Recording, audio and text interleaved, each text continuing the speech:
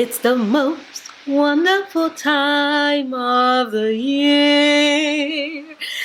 It's the end of the year. You know what that means? I am gonna be giving you back-to-back hits of my end of the year video because Lord knows 2020 has been a year.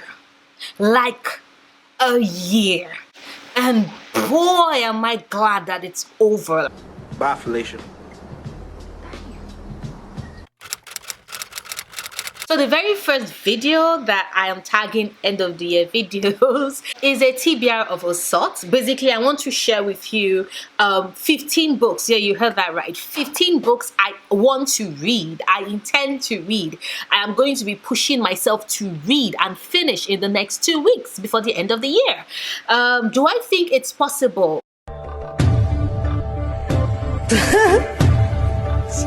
Let's get into it. Starting with this book over here, One Day in December by Josie Sylvia. I bought this because I was told that this is a December read. One, there's December in the title.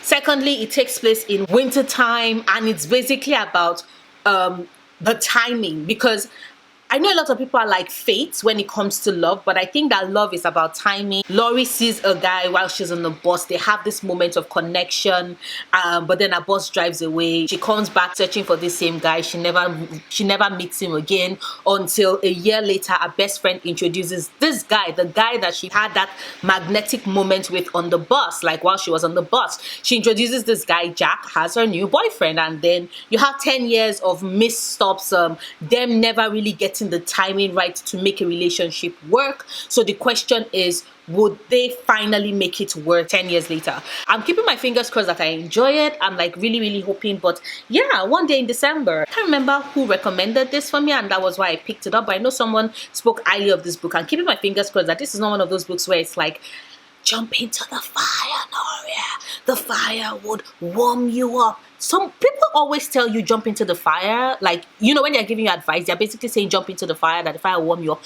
Nobody ever says that you're going to be toasted. You're going to be toasted. Anyway, fingers crossed that I am warm and not toasted at the end of this. The next book on my list that I hope to read before the end of the year is Cemetery Boys by Aiden Thomas. I'm certain I've already spoken about this. You have Yadriel. Yadriel is a boy who wants his family to see him as a brujo because some of his family members still have not accepted his transness. And in order to prove that he is a brujo, he cast a spell to bring back, you know, the spirit of his cousin, because see, that is what the brujos in his family do. They are... Come, Pop, what are you doing? What are you doing? You want to say hi to the camera? Say hi to the camera. Look at Compop. It's like, yo, how can you be talking about end of the year books and not bring me forward? You're fluffy. You're fluffy, but you need to have a bath, because when was the last time I took you to the vet? Compop, let's have a conversation. Tell me, can you remember the last time you were at the vet? Just meow for 2 months ago, meow for 3 months ago. Keep silent for, bitch, how the fuck am I supposed to know I'm a cat? I take it he's answered that question. Okay, so yeah, I was on Cemetery Boys. He wants to summon the spirit of his cousin to prove that he's a brujo, but the spirit he ends up summoning is this boy from his school, this bad boy Julian who was killed, and Julian who wants to find out the truth about his death, and Julian who eventually Jadriel would, like, it will break his heart to let Julian go. Nobody ever told me if this was actually a happy ending. And by happy ending, I mean that do they end up having a relationship between a boy and a ghost? It had better be a happy ending. But yeah, as you all can see, I've already started. Here is my tassel bookmark. I've already started. I'm just like on page 50, which is why I made this list, because I intend to finish it this year. Next on my list, because, you know, I've already showed you one gay book, and like 2020 has to end on a gay note. It's just, it's mandatory. It's important. It's important. How much gayer do you get than This Is How You Lose the Time War by Amal El Motar? You have 2 Secret Service agents from across like different competing agencies who are time travelers who are gay. You heard that right. Secret Service agents, time traveling, gay as fuck. I feel pretty, oh so pretty. I feel pretty and witty and Gay! And look at it, the book is tiny. The book is small. This would be one of those easy books I can finish in an afternoon. Ooh, this might be one of those books I can pair up with another big book or an average size book so I can finish 2 books in a day. Pray for me, Badura for me. Pray I find my way. Okay, yeah, I know. You come to my channel just to 1, watch me talk about books. 2, listen to me be salty as fuck. 3, hear me sing because, my failed career as a musician, which never took off because your girl cannot write music, and I'm always singing off tune when I'm in a choir, so yeah. And you also joined because of my cat, who right at this moment is just shaking his tail and napping. Come up. Oh, look at the way you looked at me. You're such a cutie. Okay, you joined for my cute cat. Next, I intend to read This Violet Delight by Chloe Gong before the end of the year. This cover, this is gorgeous. This is my Fairy Loot edition. It's pretty. It's a Romeo and Juliet retelling that takes place in Shanghai in the 20s, right? And you have them as they're leaders of their 2 rival gangs, and also there seems to either be a zombie thing outbreak going on, or there's a monster, a vampire, I don't know. Basically, someone is tearing out people's throats in Shanghai, and you have these 2 gangs. You have Juliet and you have Roma, leaders of separate gangs, who, by the way, also used to be first love. So like this, I repeat, this is a Romeo and Juliet retelling. There's some monster element to it. It takes place in the 20s. It takes place in Shanghai, and it's a first love turn enemies turn lovers trope. I mean, absolute perfection. Next up is Ties That Feather by Jane Igaro. I am body reading this with Mina over at Mina Reads and Cindy over at Read Cindy and Chanel over at Chanel Time, which means that I know that I am going to read it this month. The only thing is that Cindy has already started it and everybody else has started it. I'm still dragging my foot, so that's why this book is making it into this video, because I absolutely have to read it this month. This follows a Nigerian-Canadian girl, Azere, whose mother has always insisted that, yo, do you know what, you're going to Canada, but you're not about to lose your roots, boo-boo. You're going to go to Canada. Yes, we are relocating. Yes, we have no choice. Yes, or maybe we have a choice, but we're relocating. Yes, but you are still going to keep your Nigerian roots, aka you must marry a Nigerian man. Now, if it is that you know Nigerians, you will know that Nigerians are very big on tribalism. So one, they're very all like, you're a Yoruba girl, marry a Yoruba boy, or you're an Igbo man, marry an Igbo girl, or you're an Efik boy, better marry an Efik person. If you're a BBO, why are you dating an Hausa person? Like Nigeria can be very tribalistic. That is within the confines of Nigeria. The minute they step outside the confines of the country, they become very nationalistic, aka you must marry a Nigerian. But what happens when Azere has this one-night stand with a stranger and has a magical time and finds herself falling in love with him, and she's torn between should she, follow her own path and date Raphael, who is tall and handsome and amazing, but also very, very white, or should she follow her mother's traditions? I'm like, girl, I want to read your story. I want to see what you do, boo-boo, because also depends on how nice your mother is. Certain Nigerian parents will not consider your marriage valid. Like, you will be like, yo, court documents, we're married, and they'll be like, yeah, when are you giving me Nigerian grandbabies with your Nigerian hubby? Nigerian parents can be very stubborn. Next up for me is Uprooted by Naomi Novik. This is going to be my very first Naomi Novik book, and I want to read it because it's basically a retelling of, the wizard in the tower and the dragon that takes sacrifices every once a year from the maidens in town, except for the fact that the dragon in this is actually not a dragon, is a wizard, and the girls he takes are not eaten, contrary to what everybody might believe. And you have our lead character Agnieszka, I think. I don't know how to pronounce her name. I'm sorry if I butchered it. But Agnieszka is she's not very brave, she's not very strong, but she also knows that there's a very high possibility, not high possibility, she's actually certain that the dragon is going to take her best friend Kaisa, who is everything, who is perfect, and Agnieszka is already like mourning the loss of that friend. So what happens when it is that when the dragon or the wizard comes, what happens when the wizard picks Agnieszka herself instead of Kaisa? I'm ready for the drama. I'm also told that Naomi Novik's writing is beautiful and amazing and out of this world, and I cannot wait to experience it. And seeing that I've already shared one Naomi Novik book with you, why don't I take it all the way and share the second Naomi Novik book I want to finish before the end of the year, which is our 2020 release, A Deadly Education, Lesson 1 of the Scholomans. So I guess this is going to be a series, and this is book 1. This is my Illumicrate cover. Look at it, it's pretty. Bam! That blue is just gorgeous. In this, we follow Elle Higgins, who is going to a school of magic, but unlike other school of magic, the Scholomans has certain rules. There are no teachers, no holidays, clearly no lesson plan. The only way in which you can, there are only 2 ways for you to actually leave the school. You can either graduate or you die. So yeah, the chances of you graduating though are very low because the students die a lot. Enter Elle Higgins into the school where strategic friendships and relationships is paramount. So what do we do about Elle, who is an outsider, who has no allies, but see, she's actually really powerful and she can wipe out any of the monsters that prowl the school. She's worried that she might, in wiping out all the monsters in the school, might also end up killing her classmates as well. So she's trying not to use her powers. And unless, of course, a situation that end up like pushing her to that point, force her to use her powers. This just gives me like Point Pleasant vibes. I don't know if you ever watched that show. It only had 1 season. I did enjoy it. It was a show about the Antichrist. You had this girl who was the Antichrist, and the whole point was that, is it nature or nurture? Because before she got to that town, she was a good person, you know, but because the town people treated her like the Antichrist, it only made sense that she became the Antichrist. So the question is, would she have turned into the Antichrist if those town people had not been absolute dicks to her?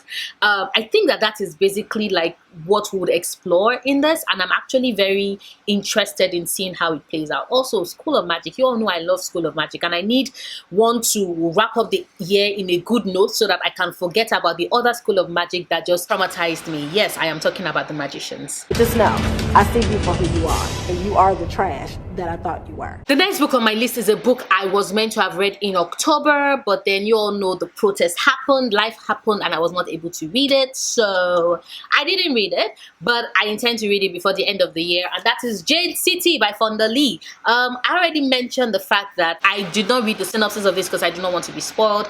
All I know is that there's a bad boy. There are Yakuza, is it Yakuza or Mafia? I'm not sure. But there's like gangs in this, and there's magic. So it's like there's magic, there are gangs, there's a bad boy. I'm just like, so many things that just, you know, have me singing and weeping, tears of joy. And I've been told that, Noria, you're going to love the bad boy. It's just your special blend of cutthroat brilliance that you look for. And sexy as fuck too. I'm ready. Then there's The Death of Vivek Orji by Akweke Emezi. This is Akweke's 3rd book. They released this year. Yeah, this was released this year.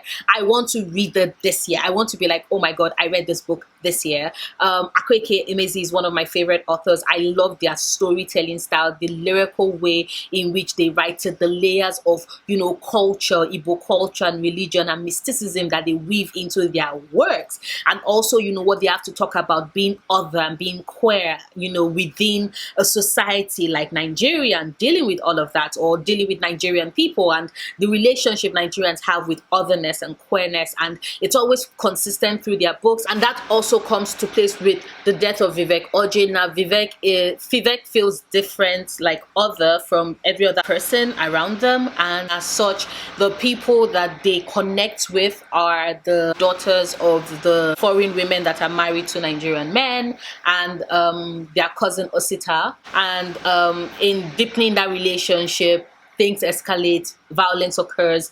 I am ready for this book to wreck me, as every other book written by Akweke Emezi that I've read has wrecked me so far. And yeah, it will be a very satisfying read. And because I'm already talking about one Nigerian author, I figured I would share the next book on my list, which will be Lacquery Chronicles by Ayodele Olofintuade. A very good friend of mine loves this book, and she's been recommending it for me. I have met the author. Ayodele signed it for me. It's beautiful, and she personalized it and wrote a note. But I have been wanting to read this ever since I got it, and yeah, I think this 2 weeks of we're done with work, we're closing officially, I can breathe and rest, would be time for me to finally read this book. It's basically about 4 women who take down the patriarchy. Yeah, that's about it. A patriarchy that has long kept them silent and had them, you know, keep their words muffled, and basically also gaslighted them for a while. And when it is that one of the men in that clan does something abhorrent, the women decide that, you know what, fuck this shit. Enough is enough, and I'm ready. You all know how ready I am. Like, every single time I get a new book that is basically fuck the patriarchy, it gives me joy. It makes me very happy. So yeah, Lacquery Chronicles. My body is ready. Next is a book I already got on audio. I was listening to it at night and I'm like, no, this is a book you need to listen in the afternoon, boo. So yes, that is How to Catch a Queen by Alyssa Cole. You all know Alyssa Cole is one of my favorite romance authors. The Reluctant Royal series is one of my favorite romance series, and the Runaway Royal series, the fourth book of which is How to Catch a Queen, is the spin-off off of the Reluctant Royal series. And you have, I don't want to go into any details because I don't really want to spoil, because if you've not read Reluctant, if you just started Reluctant Royal series and you've not read it all the way through, I don't want to spoil, but basically, I'm not going to name any names, but basically you have a king, a newly crowned king who was forced to, you know, marry, and is offered this woman who was bred to marry a king. The thing is that it's meant to be a marriage of convenience. He does not expect to fall in love, but not only does he fall in love with his queen, he also realizes that, you know what, my queen actually knows how to govern my people better than I do. But he also lives in a system that is deeply patriarchal, who would not listen to his queen, who, I repeat, actually knows what the fuck she's talking about. Clearly drama is going to ensue because the title says How to Catch a Queen and the series title is Runaway Royal. So clearly she's probably going to be fed up at some point, because there would be drama and she's going to run away, and it will be up to him to catch her. And you all know groveling is the perfect icing on the cake for me. I mentioned it when I was talking about my review for Taking Danny Brown, but my favorite part of romance novels is when one character fucks up, because watching the other character beg and grovel, oh Lord, if it's done well and for a satisfying length of time. Delicious. Finally. Some good fucking food. Moving on to the next book I want to finish by the end of the year, Empire of Gold by S.A. Chakraborty. This is the third book in the Devaba trilogy. I'm not going to say what it's about because that would spoil books 1 and book 2, but just know that I have wanted to read this book. It arrived and then for 6 months it just sat on my shelves and I never read it. So yeah, I'm definitely reading it because I need to know how everybody's story ends. I'm not going to mention names, but Nari! Okay, so I need to know how everybody's story ends. So yeah. Empire of Gold by S.A. Chakraborty. Next is A Torch Against the Night by Sabata Hare. This is the second book in the An Ember in the Ashes series, which you all know I'm body reading with my friend Sarah over Novel Serendipity. We body read the first book together.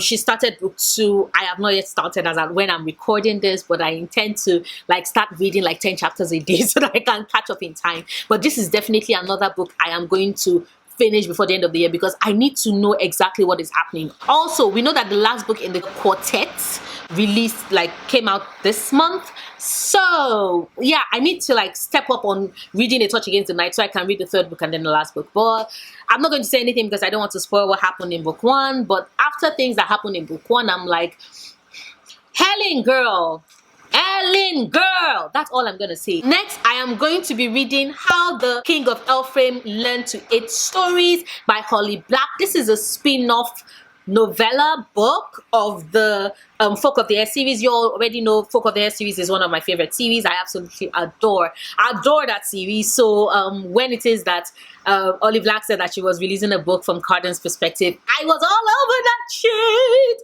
and I'm very, very happy. I pre-ordered it. It is still on its way. Yes, that book.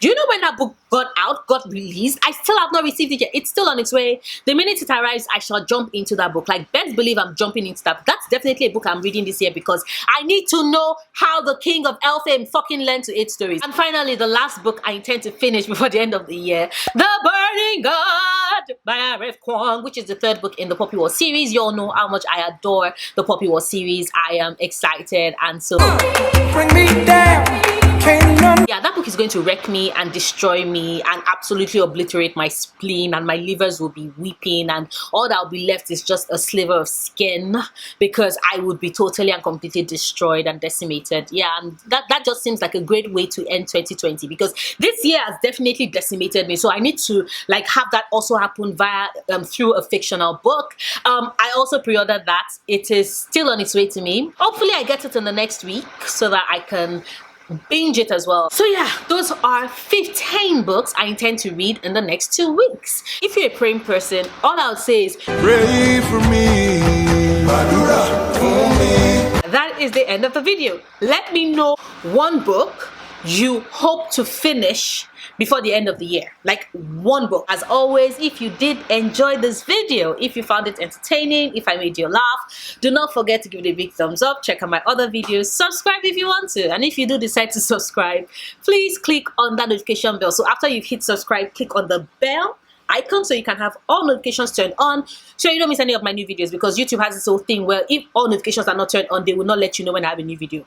Whichever the case may be, I do make new videos though every Wednesdays and Sundays at 2 p.m. EST. Yes, that is 2 p.m. EST, and I'll see you soon. Until then, stay passionate, love books, love yourself.